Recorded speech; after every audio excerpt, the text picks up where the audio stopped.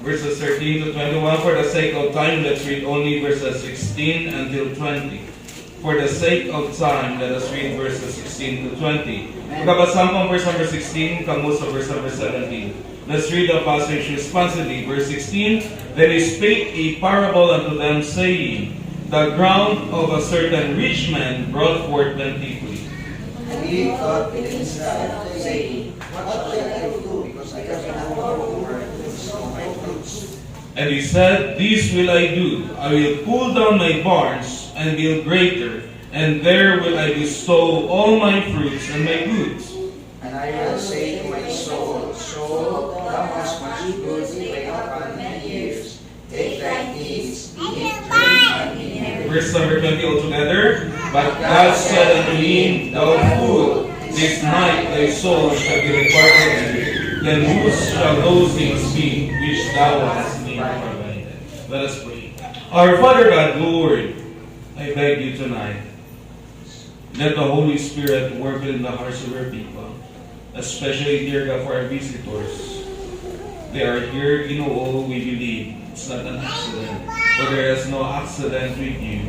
But Lord, this is your perfect plan. And I hope and I pray that open their hearts, dear God, with these two precious souls, dear God, that we have. Yes. We believe it can bring glory tonight if they will realize their condition. Especially, Lord, I just pray for all the Christians that take an effort. Bless them. Then put more burdens within our heart to nga maghangyo pa, mag-reach out pa sa mga kalag sa palibot namo. Because them also need the gospel. Lord, I just pray, may your name be blessed. In Jesus' name we pray, amen. Thank you. We now sit down. The passage that we read earlier, yung ginbasa nato na kasulatan, dinalang sa Biblia, this speaks about the parable of the rich fool. Magsinig kita parable, when we talk about parable, it speaks about earthly stories or events that has a heavenly implication. May mga istorya nga ginagamit si Kristo Jesus sa tuta para na magpahayag sa aton ang buot sa lingon sa ginharian sa Ginoo. Kaya kung nataon tadi, if we are going to see, I entitled this one, The Parable of the Rich Fool, the Greatest Tragedy in Life.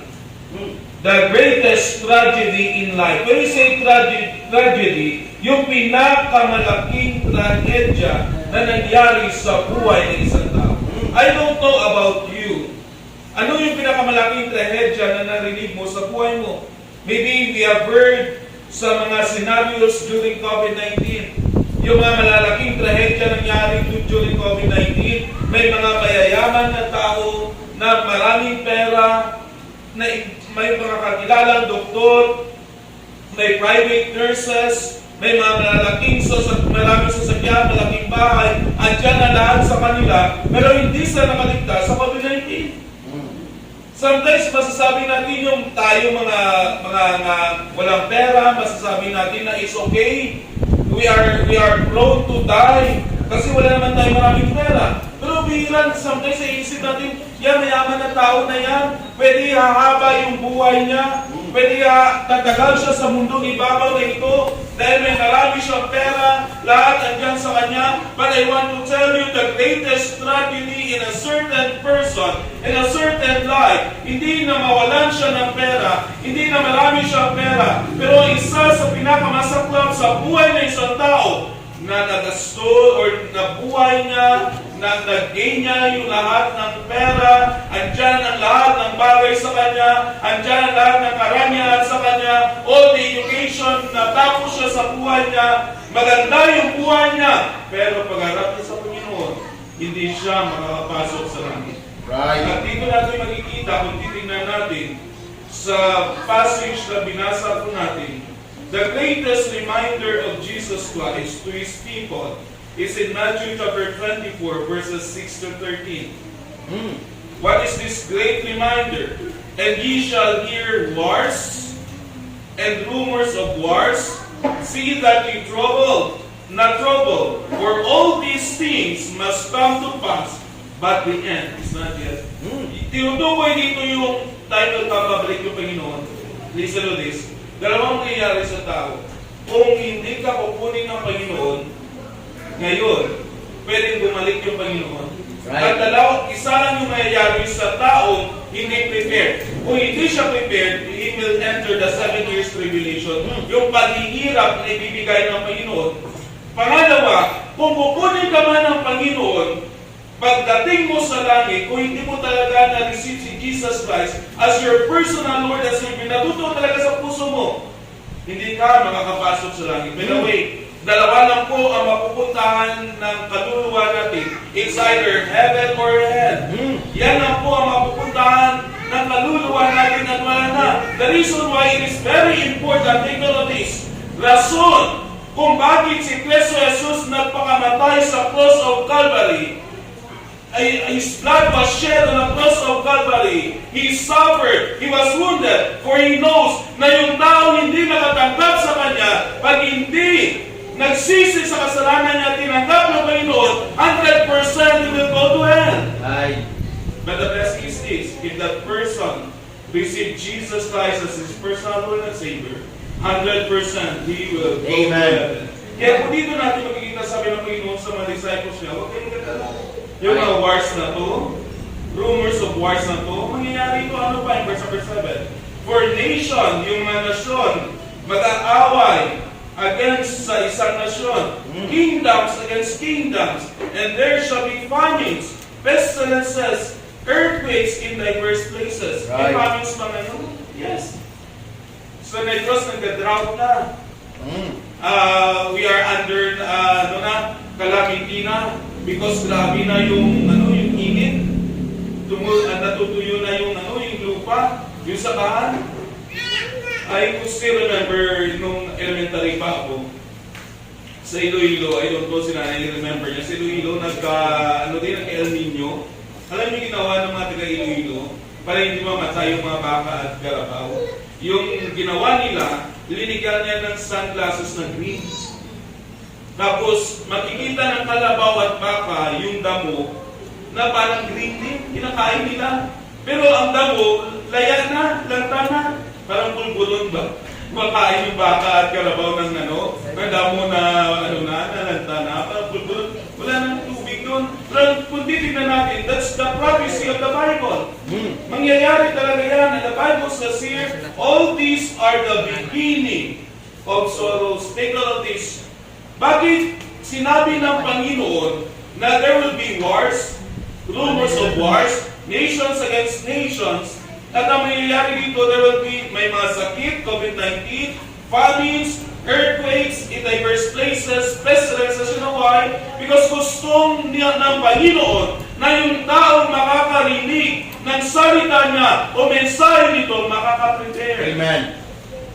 Right. So, napakahirap sa buhay ng tao. One day, that you are going to face God and you are not prepared. Kung titignan po natin dito, sa gabi ito, dalawang bagay lang yung pag-aaralan natin. With the life of this rich man, may nag-away dito ng mga tao, ng mga Hudyo. Pinuntahan nila yung Panginoon at sinabihan nila, Lord, pwede ikaw yung maghahati ng lupa namin. Kasi nag-aaway sa lupa eh. Pero dinivert ang Panginoon yung pag-aaway nila sa kwento ng rich fool. Bakit? Kasi gustong ipamukha at gustong ipaintindi ng Panginoon sa kanila na yung pinaka-importanting bagay sa buhay ng tao ay hindi yung material na bagay sa lupa na ito. Ang pinaka-importanting bagay kung sino siya sa Panginoon. Right. Una, makikita natin dito, the rich man on earthly perspective. Sino, kung titignan natin sa earthly, sa mundo natin, ano ang rich man? Una, he is a good manager. Why? In verse number 16, the Bible says there, and he spake a parable unto them, saying, the ground of a certain rich man brought forth plenty. Can you imagine that? He is a good manager. Why? Una, because kung titignan natin, magaling sa mag-manage dahil napalago niya yung pananim niya. Napalago niya yung sakahan niya. Napalago niya yung ground niya. Yung taniman niya. Let's say may malaki siyang sugar cane plantation na palago niya. May malaki siyang palayan na palago niya. O durian man dyan na palago niya. Ibig sabihin, this rich man, kung titignan ng mundo, magaling na tao to. Napalago niya eh. Pwede pala, sa mundo, magaling ka. Pero sa harap ng Panginoon, hindi. Pwede pala sa mundo, mapalago mo yung buhay mo. Pero sa Panginoon, wala kang may nagawa sa Panginoon. Pwede pala okay ka sa mata ng mundo. Pero sa Panginoon, hindi ka okay. Not only that, but also, He is a good administrator. Why? In verse number 17. And he thought within himself, saying, what shall I do? Because I have no room where to bestow my fruits. And he said, this will I do. I will pull down my barns and build greater. And there will I bestow all my fruits and my goods. Hindi lang doon nagtatapos na naka-gain siya ng malaking harvest, but nag-manage pa siya. Naging maganda, magaling na administrator pa siya. Pinag-isipan niya talaga anong gagawin niya para mas-save niya ng maigi yung panamin niya, yung harvest niya. And can you imagine the Bible that said here na nag-build siya ng mas malaking bodega para lahat ng mga harvest niya, imbak niya doon. Can you imagine that? This rich man, though he has much money, but he saved for himself. He is a good administrator. Yan ang nangyayari sa mundo ngayon. Isa din, ang unang gusto makita ng mundo sa atin that we are a good manager, na manage natin yung buhay natin ng ayos. Pangalawa, we are a good administrator. Gusto ng mundo na mag-save tayo ng pera. Di ba? Yan yung dahilan bakit may bangko. Anong silbi ng bangko? Nagsasave tayo ng pera. Ba't nagsasave yung tao ng pera? Anong dahilan? So that later on, kung may mga kahirapan o may mga trahedya na mangyari, pwedeng kumuha ng pera yung tao doon at pwedeng niya gamitin sa trahedya na mangyayari sa buhay niya. Pangatlo, he has a good preparation. Sa world to sa mundo to why? In verse number 19, and I will say to my soul, soul, thou hast much goods laid up for many years, take thine ease, eat, drink, and be merry. Wow, can you imagine? At sabi niya, kaluluwa, kumain ka. Dahil sa ilang taon man na hindi tayo maka-harvest, busog ka. Ibig sabihin kung titignan natin, nag-prepare siya ng mabuti. Right. I don't know sa inyo, sa mga bisita natin, how can you say that you are preparing for after 10 years sa buhay mo? Maybe iba sa inyo nag-aaral ng mabuti. Iba sa inyo nag-prepare. But you do not know what is the plan of God in your life. Ayoko na i-pray, magiging sensitive ka sa plano ng Panginoon sa buhay mo. Hindi mo alam mo, umuupo ka lang dyan, mag-work ang Panginoon sa iyo. After mag-work ang Panginoon sa iyo, ibibigay mo yung buhay mo sa Panginoon. You just don't know how God will use your life. May isang bata doon sa Carlota, compassion kid, maliit pa doon sa church, naglalaro ng basketball. Grabe, mahaba yung kamay. Grabe maglaro, mabilis. Hindi niya alam kung ano mangyayari sa kanya. Andun lang sa church, nag-attend ng camp, nag-attend ng youth conference, nag-attend ng young people's fellowship. Andun lang siya lagi sa church. Hindi niya alam kung anong plano ng Panginoon. He just follow God. Nag-aaral lang siya. One day, kinuha siya ng UST na maglaro sa kanya. Then after that, na-trade siya. Doon napunta sa Lasal si Mark Nonoy. Galing na ng Carlota. Hindi mo ma-expect, hindi niya na-expect. So, hindi ko na-expect that one day maglalaro ako sa Gilas, Pilipinas. Hindi yan na-expect ng tao. Hindi yan napaplano ng tao. Pero kung susunod ka lang sa Panginoon, pwede i-disenyo ng Panginoon yung buhay mo. Kaya pag dito natin magkikita, he has a good preparation. He prepared for his future. By the way, it's not wrong to say. It's not wrong to prepare for the future. Pero ito ang tandaan natin. Ito ang tandaan natin lastly here. The rich man on God's perspective. Paano naman yung rich man na ito sa paningin ng Panginoon? Simple lang, isa lang yung sabi ng Panginoon. He is a fool. Bakit? In verse number 19, or verse number 20, but God said unto him, thou fool, this night thy soul shall be required of thee, then whose shall those things be which thou hast provided? Isa lang yung pananaw ng Panginoon sa kanya. Buwang-buwang, full, buwang. Bakit? Andiyan na lahat sa kanya. Nag-prepare na siya sa future. Pagkain na prepare niya. Pero, alam nyo, hindi niya na-prepare that time na mamamatay siya. Hindi siya nakapag-prepare that time na ma-face niya yung Panginoon. Pwede pala sa buhay mo, bata ka pa, mag-aral ka, bata ka pa, mag-exercise ka, then makatapos ka ng college mo, then makapagtrabaho ka, then makapagpamilya ka, then after may pamilya ka na, yung mga anak mo, pag-aaralin mo din, pagtatapusin mo din, pero isang bagay sa buhay mo, kahit i-prepare mo man ang lahat ng bagay sa mundong ibabaw na ito, pag hindi ka nakaprepare sa pag-harap sa Panginoon, yan yung pinakamasakit.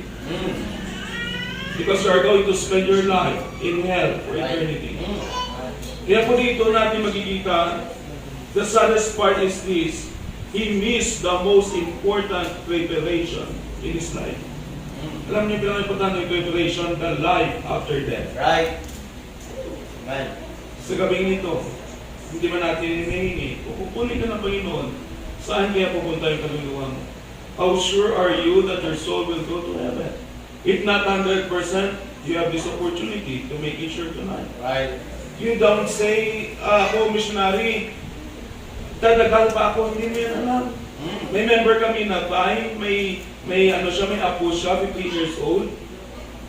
Sa time na biglis itong magmotor ang mga tao, sabi na po niya, hindi ako sasama sa Kopo, sa outreach mamayang hapon, kasi gagawa ko ng assignment. Nung umaga, binigyan sila ni Pastor Jairine ng Bible. Dalawa sila ng friend niya, sabi ng lola niya, sige, pero uwi ka agad nagpunta kami sa outreach. Pagbalik namin, nagulat na kami. Tinawagan si Pinuan, pinapunta ng hospital, yung apo niya na-aksidente. Alam niyo yung nangyari?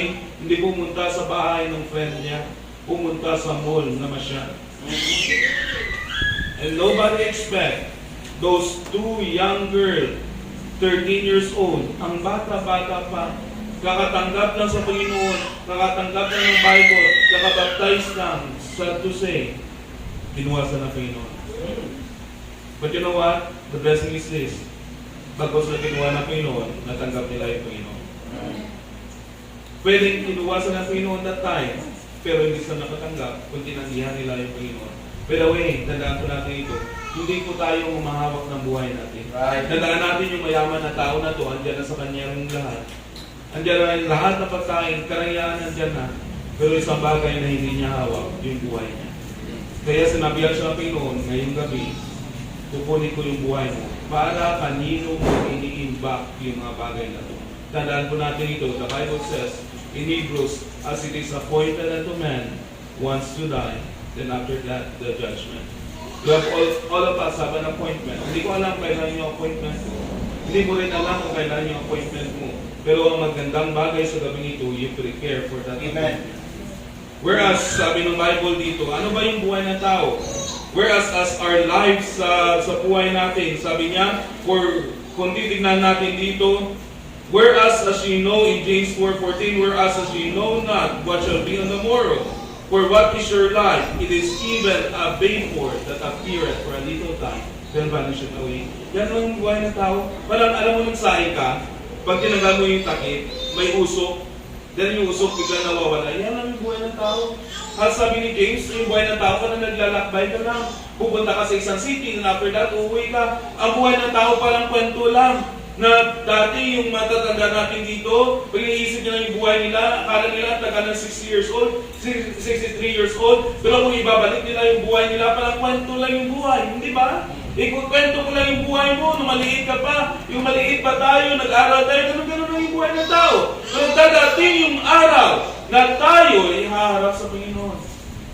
At yung pinakamasakit sa pag-aral sa Panginoon, hindi ka makakapasok sa langit. Pero ang lahat nandiyan na sa iyo, sabi ng Bible, for what shall it profit a man if he shall gain the whole world but loses his own soul? Pwede pala, lahat ng bagay sa mundo nasa sayo na, pero yung kaluluwa mo, may iwawala mo at hindi pupunta sa Panginoon.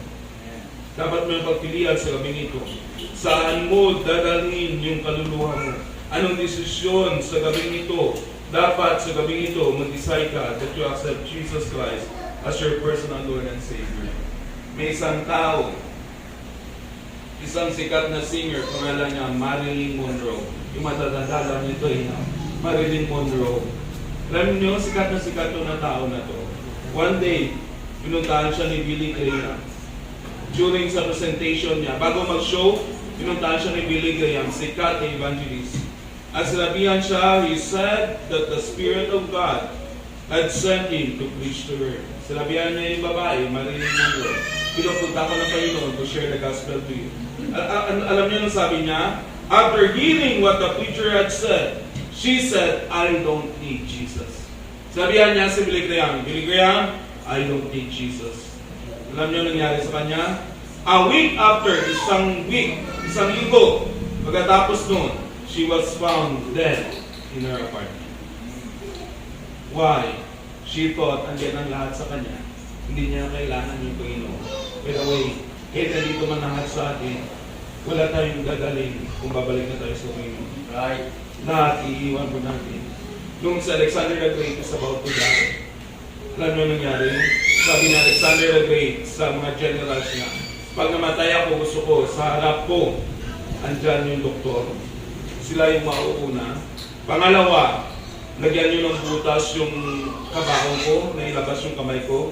Pangatlo, habang naglalakad kayo na dadala yung bangkay ko, itapon nyo, iiwan nyo lahat ng makayamanan na naiba ko. Sabi ng mga tao, sabi ng mga general niya, bakit yan yung gusto mo ipagawa? Sabi niya, una, gusto kong ipakita sa tao na walang doktor na makakapigil ng kamatayan. Pangalawa, kung bakit ipinag-iiwan ko yung kayamanan ko at niyabas ko yung kamay ko, kasi gusto ko ipakita sa tao na wala akong dadalhin sa kabilang buhay. Yan sa buhay din natin. Dahil nyo, wala tayong madadala. Ang madadala natin, yung desisyon mo sa gabing ito. Amen. Na matatanggap mo yung Panginoon sa buhay mo.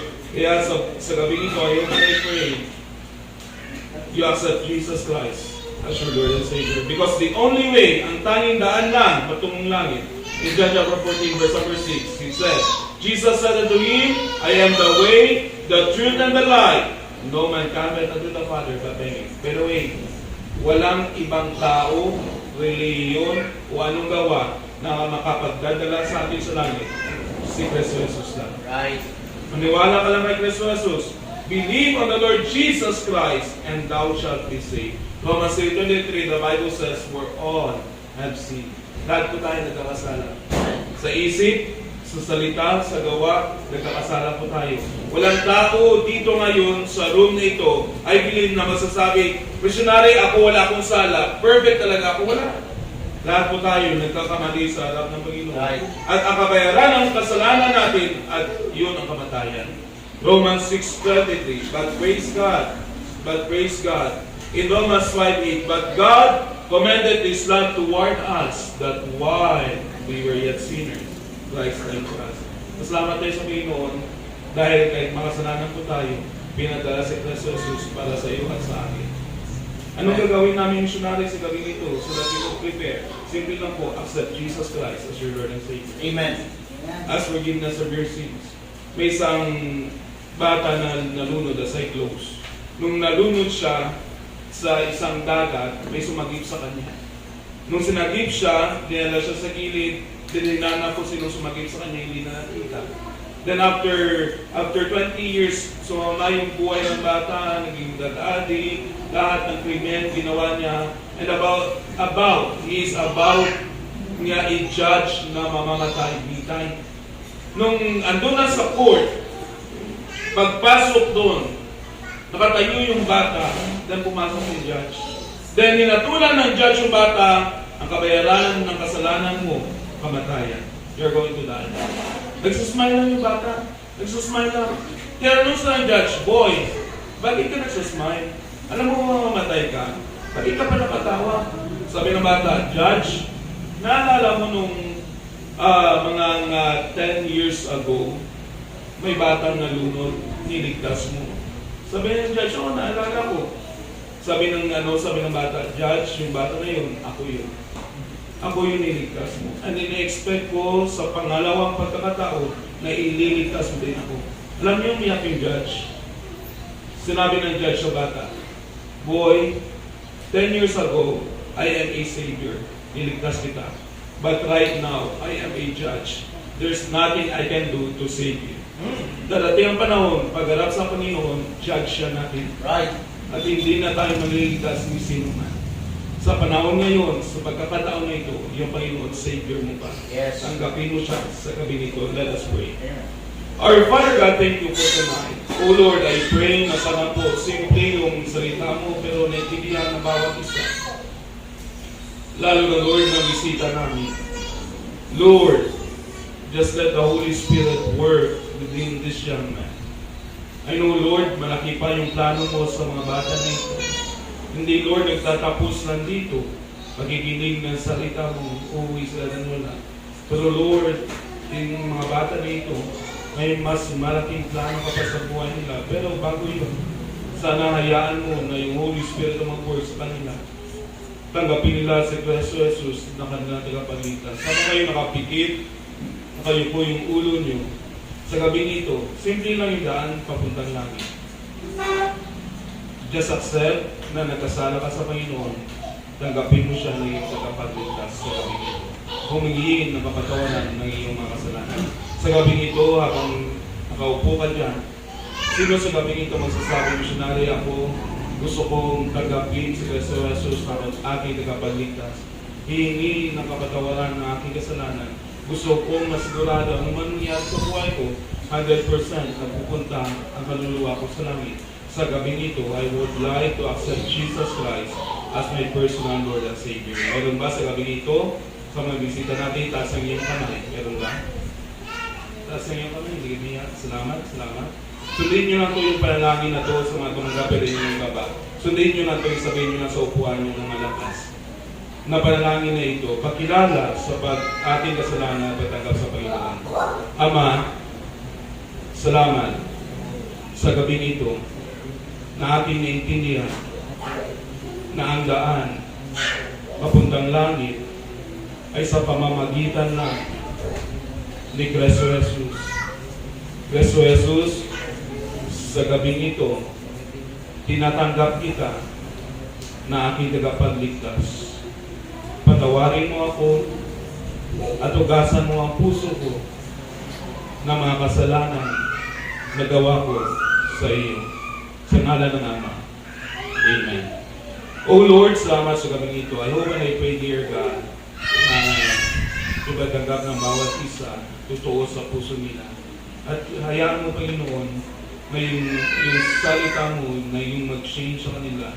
We believe, dear God, sabi ng Bible, with one or two souls that will receive Jesus Christ as their personal Lord and Savior, angels were clapping and so happy this time. And Lord, I believe the angels and the saints right now in heaven were so happy, oh dear God, with these 4 souls that received Jesus Christ as their personal Lord and Savior. Lord, I just pray, help this young man to grow more spiritually. And may your grace to be abundant. In Jesus' name we pray. Amen. Nung tinanggap niya ang Panginoon, sabi ng Panginoon, John 1:12,